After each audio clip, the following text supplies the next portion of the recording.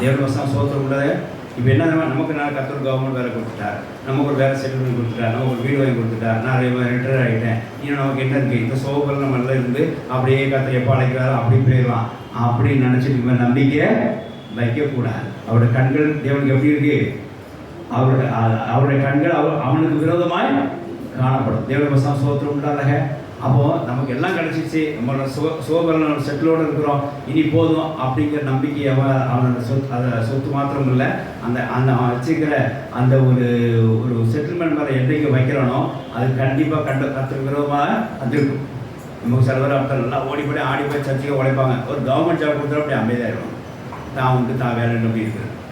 அப்புறம் ஏன்னா ஒரு செட்டில்மெண்ட் பாயிண்ட் வந்துட்டாங்கன்னா அப்படின்றது. இப்போ பாருங்க, இப்போ நம்பிக்கை எங்கே போயிடுச்சு? தேவன் மேலேருந்து அந்த ஜாப்பு மேலே போயிடுச்சு. கர்த்தர் வசனம் சோத்திரம் இல்லாதாக. இது கர்த்தருக்கு கண்கள் எப்படி தான் இருக்கும்? அதுக்கு